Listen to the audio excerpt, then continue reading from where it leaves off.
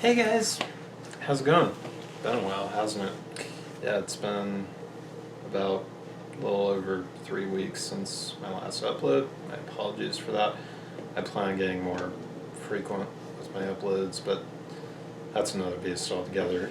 So, today I am going to be touching on something that I have left buried for quite some time, and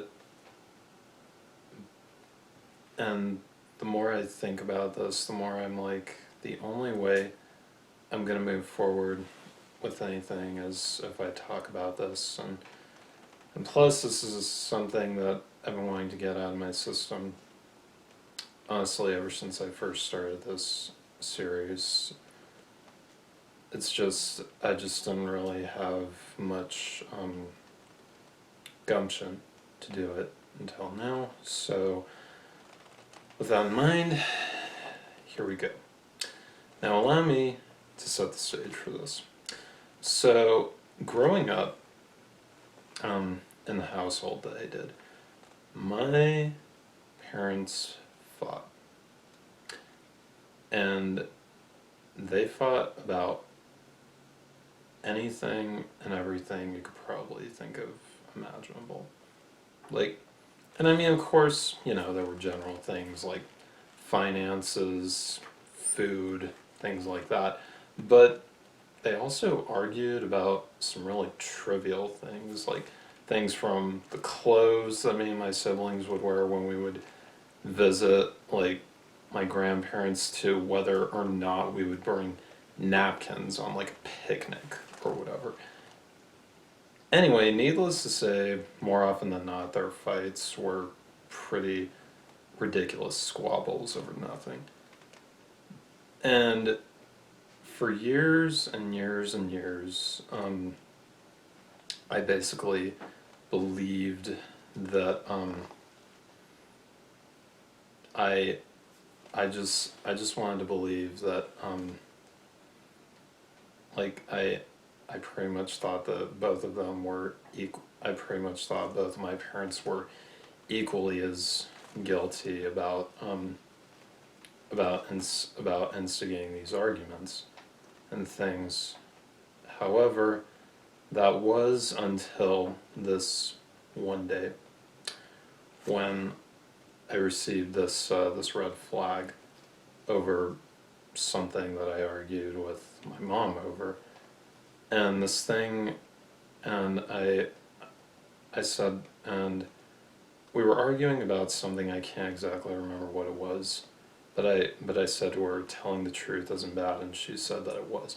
That should have been my first red flag, but for some reason I ignored it, and I just thought nothing of it.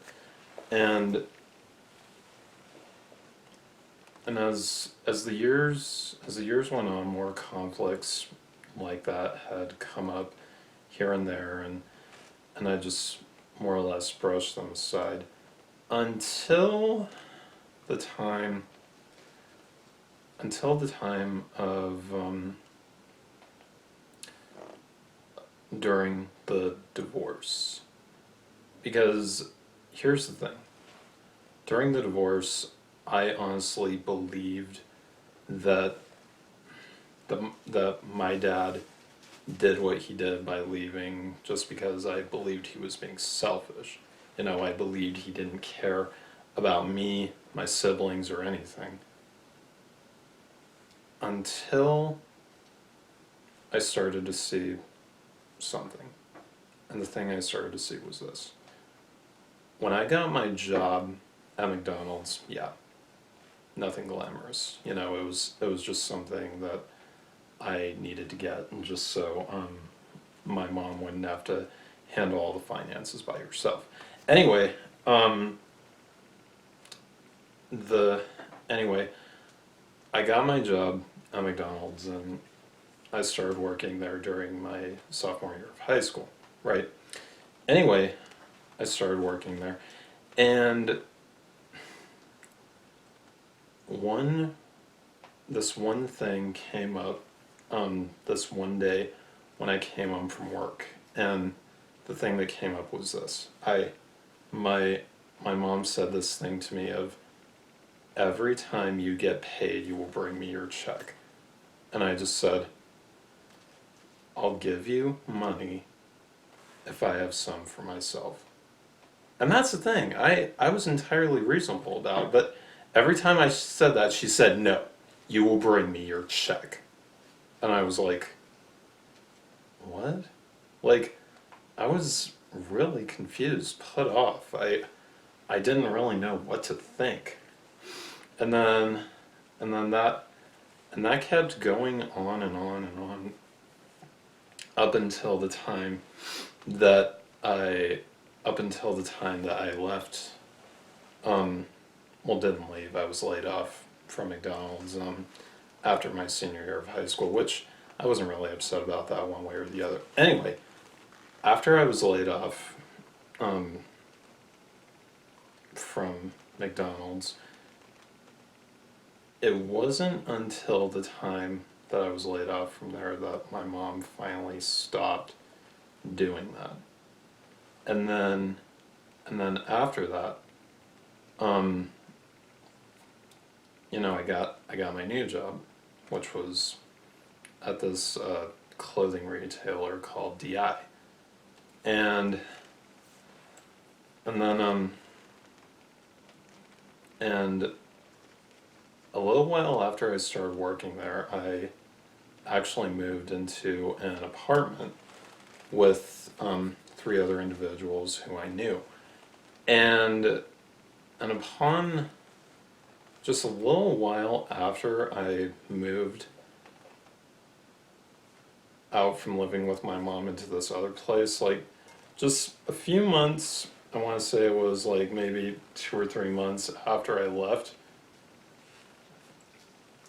my mom came over this one day to the apartment, and she pretty much guilt tripped me into moving back in with her, which was something at the time that I didn't understand until a little while after I moved back in with her.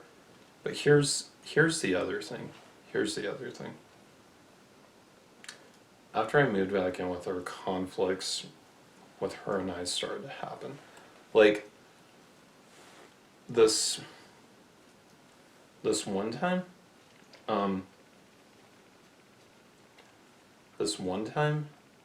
she basically like, I had posters in my bedroom of these things that I liked. None of it was like X-rated or anything like that. It was just, there were some of them were movie posters, some of them were video game posters, and she was basically demanding that I take them down. And I said, why? And every time I said why, she yelled at me. She basically yelled at me about it, and I'm just like, what? All I did was ask a question. And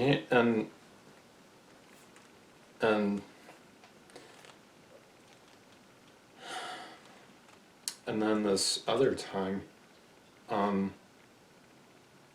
she was upset about something standing in the doorway of my room, and I told her to leave. Like 3 times. In a normal tone of voice, I told her to leave. And she wouldn't. Finally, I stood up. And I walked over to her, and I yelled in her face to get out. And she didn't even leave then. But what she did was she yelled at me that I needed mental help. And I'm like, and it was also at that time that I started to realize that all the stuff that had happened to me up to that point with her and I, she was basically manipulating me from the inside out. I didn't even put it together until that moment. But the two other moments that really solidified it for me was this one day when she absolutely drained my finances until I was in debt. And and I was in that debt for about 2 months. I came out of it no problem. But I went to her and I confronted her about it. And you want to know something? I confronted her. I said, "I'm upset about this. I can't believe you did this to me," and all this other stuff. And she didn't even show any remorse. She didn't. All she did was just sit there and smile at me. I'm just thinking to myself, what about this is amusing to you? What about this is funny to you? You know? And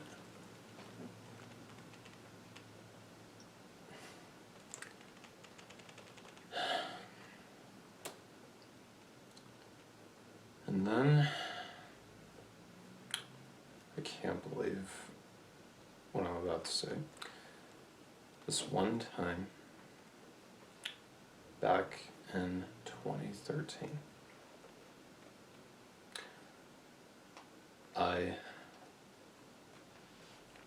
it was my birthday. And I went out, I was out of town because I went to go down to see who was then my girlfriend at the time down in Salt Lake.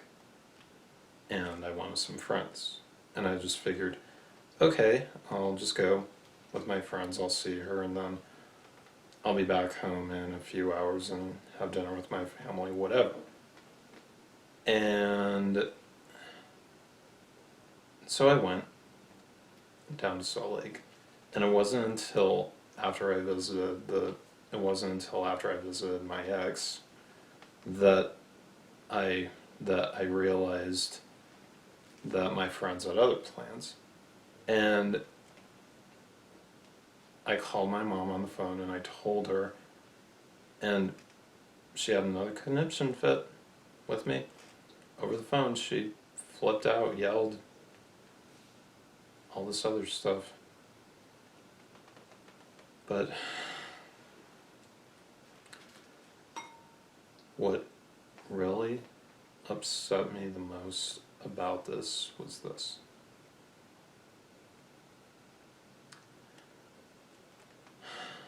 I got home that night. It was about, I want to say 1 or 2 in the morning. I got out of the car. I pulled out my keys and I opened the door. And I closed it.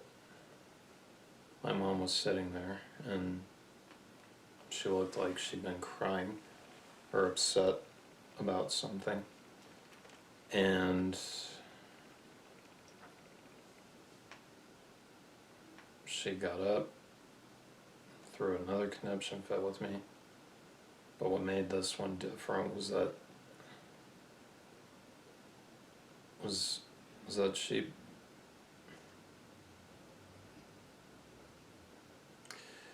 I'm sorry guys, I'm kind of choking up right now.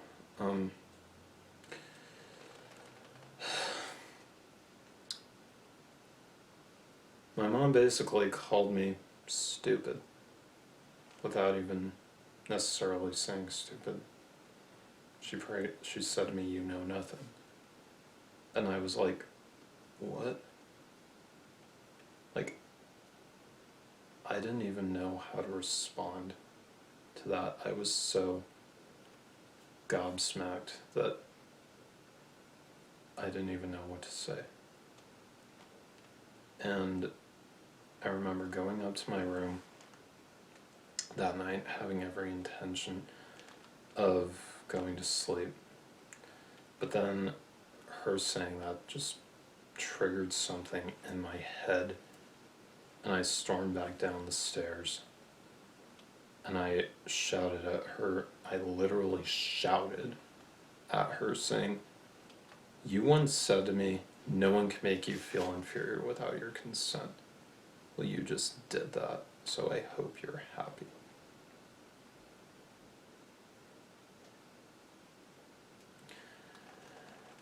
And I just remember going up to my room that night. Oh gosh. I just remember going up to my room that night and crying myself to sleep, basically. And I remember waking up the next day. I went to church and I came home. Well, no, actually, when I was at church, what I did was I made a post on Facebook saying something about this. And my mom typed in the comments section, "Please don't post this." And when I got home later that day,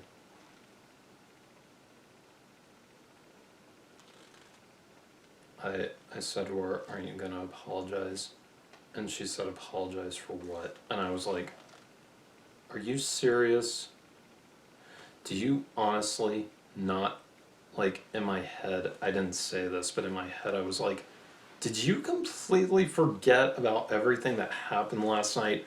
Or do you just not care what you did to me?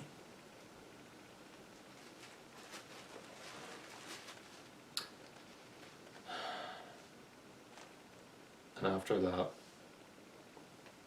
that was pretty much when I decided in my head that at some point I was going to get out. I didn't know when, I didn't know how. But I knew that I had to get out of that situation somehow, in some way. Anyway, so I just want to let every single one of you out there know that none of you deserve to deal with the injustices that I have had to deal with in my life. You are better than that. You are worth so much more than that.